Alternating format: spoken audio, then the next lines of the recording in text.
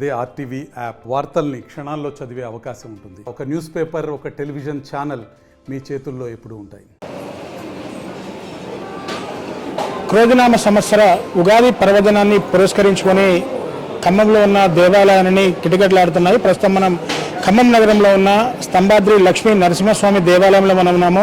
ఇక్కడ చూసుకోవచ్చు, ఉగాది పర్వదినాన్ని పురస్కరించుకొని ఉదయం నుంచి కూడా భక్తులు పెద్ద ఎత్తులో భక్తులు వచ్చి స్వామివారికి నిత్య పూజలు అయితే జరుపుతూ ఉన్నారు. సో ప్రస్తుతం ఖమ్మం నగరంలోని స్తంభాద్రి లక్ష్మీ నరసింహస్వామి ఆలయంలో భక్తులంతా కూడా ఒక్కొక్కళ్ళుగా వచ్చి స్వామివారిని దర్శించుకొని వాళ్ళ మనసులో ఉన్న కోరికలు కూడా స్వామివారికి చెప్పి మా కోరికలనే తీరాలి, ఉగాది పర్వదినం నాడు అందరూ మా కుటుంబం అంతా సుఖ సంతోషాలతో ఉండాలని చెప్పేసి కూడా స్వామివారిని మొక్కుకుంటున్న పరిస్థితి అయితే ఇక్కడ చూసుకోవచ్చు. అసలు ఉగాది అంటే అందరికీ గుర్తుకొచ్చేది తెలుగువారి పండగ. తెలుగు సంవత్సరం ఈ రోజు నుంచి ప్రారంభమవుతుంది కాబట్టి ఇది తెలుగువారి పండగ గుర్తింపు తెచ్చుకుంది. చైత్ర శుద్ధ పాడ్యమి నాడు వచ్చే ఈ పర్వదినానికి ఎంతో ప్రాముఖ్యత ఉందని కూడా అటు హైందవ సాంప్రదాయాలు కూడా, హైందవ ధర్మం కూడా చెప్తా ఉంది. ఈ నూతన సంవత్సరంలో రాశి ఫలాలు, గ్రహస్థితులు ఎలా ఉన్నాయో తెలుసుకొని గ్రహశాంతులు లాంటివి జరిపించుకొని సుఖంగా ఉండేందుకు పంచాంగ శ్రవణాన్ని చేస్తారు. మరికొన్ని రోజుల్లో శార్వరి నామ సంవత్సరానికి ముగింపు పలికి ప్లవనామ సంవత్సరానికి స్వాగతం పలుకుతున్న నేపథ్యంలో ఉగాది విశిష్టత, చరిత్ర గురించి పూర్తిగా ఎంతో ప్రాముఖ్యత ఉందని కూడా చెప్పేసి చెప్తా ఉన్నారు. సో పూర్తిగా ఉగాది పండుగ విశిష్టత గురించి చెప్పాలంటే చైత్ర మాసం శుక్లపక్షం పాడ్యమి రోజున ఆ విధాత ఈ జగత్తును సృష్టించాడని చెప్పేసి పూర్తిగా భక్తులు నమ్ముతున్నారు. సోమకుడు వేదాలను తస్కరించిన కారణంగా మత్స్యావతారం ధరించిన విష్ణువు అతన్ని సంహరించి వాటిని తిరిగి బ్రహ్మదేవుడికి అప్పగించిన సందర్భంగా ఉగాది ఆచరణలోకి వచ్చిందని ఆ పురాణాలు ప్రతీతి చెందింది. సో పూర్తిగా చైత్ర శుద్ధ పాడ్యమి రోజున సూర్యోదయ వేళల్లో ఆ బ్రహ్మదేవుడు సృష్టిని సృష్టించాడని అంటారు. అలాగే కాలగణాన్ని, గ్రహ, నక్షత్ర, ఋతు, మాస, వర్షాదికులను బ్రహ్మదేవుడు ఆ రోజు వర్తింపజేస్తారని కూడా పూర్తిగా ప్రజలు నమ్ముతా ఉన్న పరిస్థితి కనబడుతోంది. అంతేకాకుండా వసంత ఋతువు కూడా ఈ రోజు నుంచే ప్రారంభమవుతుంది. అందుకే నూతన జీవితానికి నాంది ఉగాది పండుగ జరుపుకుంటారు. శాలివాహనుడు పట్టాభిషేకుడైన ఈరోజు ప్రాశ్చిత్యంలో వచ్చిన మరో గాథ ఉంది. ఉగాది అంటే యుగాది అనే రెండు పదాలు వాడుకలో ఉన్నాయి. ఉగా అంటే నక్షత్ర గమనం, నక్షత్ర గమనానికి ఆది. ఉగాది అంటే సృష్టి ఆరంభం అనేదిగా అంటారు. యుగమనగా ద్వయం లేదా జంట అనే అర్థం. ఉత్తరాయణ దక్షిణాయన ద్వయం సంయుక్త యుగం కాగా యుగానికి ఆది యుగాదిగా మారింది. ఉగాది శబ్దానికి ప్రతిరూపంగా ఉగాదిని రూపొందించే తెలుగువారే కాకుండా మరాఠీలు కూడా ఈ రోజున గుడి పడవగా, తమిళులు పుత్తాండుగా అనే పేరుతో, మలయాళీలు విషు అనే పేరుతో, సిక్కులు వైశాఖిగా, బెంగాలీలు పోయిలా బైశాఖ్గా పూర్తిగా జరుపుకున్న. సో ఉగాది పచ్చడికి కూడా ఒక ప్రత్యేక ప్రాముఖ్యత కూడా ఉంది.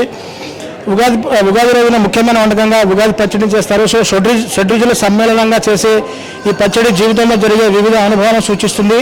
జీవితంలో అన్ని భావాలను చెప్పే భావం ఇందులో ఇమిడి ఉంది. పచ్చడి ఒక్కో పదార్థం ఒక్కో భావానికి, అనుభవానికి ప్రతీకగా ఉంటుంది. బెల్లం తీపికి, ఆనందానికి ప్రతీక. ఉప్పు జీవితంలో ఉత్సాహానికి, రుచికి సంకేతం. వేపు పువ్వు చేదు, బాధను కలిగించే అనుభవాలు. చింతపండు పులుపు, నేర్పుగా వ్యవహరించాల్సిన పరిస్థితులు.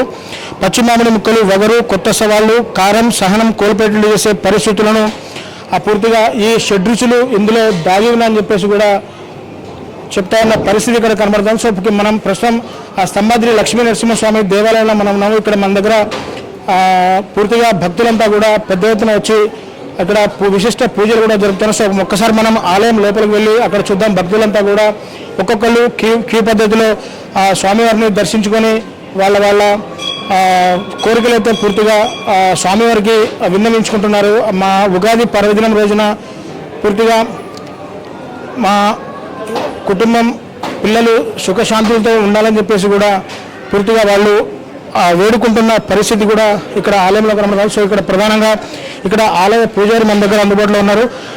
మనం ఆలయ పూజారి గారు అడిగి అసలు ఉగాది పండుగ విశిష్టత ఏంటంటే ఒకసారి మనం ఆయన మాటలు చేసుకున్నాం. సో గురువు గారు చెప్పండి, అసలు ఉగాది పర్వదినం అంటే ఉగాది పర్వదినం ఏ రోజు జరుపుకుంటారు, అసలు ఉగాది విశిష్టత ఏంటి గారు? చైత్ర శుద్ధ పాడ్యమి రోజున ఉగాది పండుగ జరగడం జరుగుతుంది. ఈ రోజున మంగళవారంతో కూడుకున్నటువంటి పాడ్యమి వచ్చింది కాబట్టి ఈ క్రోధినామ సంవత్సరం ప్రారంభమవుతుంది. మన తెలుగు సంవత్సరంలో జనవరి ఇంగ్లీష్ మాసం ప్రారంభమైతే తెలుగులో మనకి ఉగాది నుంచి స్థానపోతుంది. యుగాది అంటే యుగ ఆరంభం అని అర్థం. అని ఈ సంవత్సరం నుంచి మనకి పంచాంగం కూడా చైత్ర మాసం దగ్గర నుంచి స్టార్ట్ అవుతుంది కాబట్టి తెలుగు సాంప్రదాయ ప్రకారం మనం చేయటం జరుగుతుంది. ఈ సందర్భంగా ఈ సంవత్సరం మొత్తం శుభ అశుభ ఫలితాలన్నీ కూడా పంచాంగంలో 12 రాసుల వారికి 20 నక్షత్రాల వారికి కూడా సాయంత్రం పంచాంగ శ్రవణాలు వివరించడం జరుగుతుంది. ఈ సందర్భంగా అందరూ క్షేమంగా ఉండాలని ఖమ్మం పట్టణ స్వయంభూ క్షేత్రమైన నరసింహస్వామి దగ్గరికి భక్తులు అధిక సంఖ్యలో వచ్చి స్వామివారి ఆశీస్సులు తీసుకుంటున్నారు. అందరికీ మంచి జరగాలని కోరుకుంటున్నారు. అంటే స్వామి క్రోధినామ సంవత్సరం అంటే ఏదన్నా అంటే క్రోధినామం అంటే తెలుస్తుంది, అంటే చాలా కోపంగా ఉండే ఆ యుగం అని చెప్పేసి చాలా మంది చెప్తున్న పరిస్థితి. అంటే అసలు క్రోధినామ సంవత్సరం అంటే ఏంటి గురుగారు? క్రోధినామ సంవత్సరాల్లో ఇప్పుడు ఉన్నది 60 సంవత్సరాల్లో అదొక నామ సంవత్సరం తప్ప క్రోధి అంటే కోపం అనే అర్థం ఎక్కడ లేదండి. మన యొక్క ప్రవర్తనలో ఉంటుంది. అది యొక్క అందరూ మంచిగా ఉండాలని కోరుకోవాలి.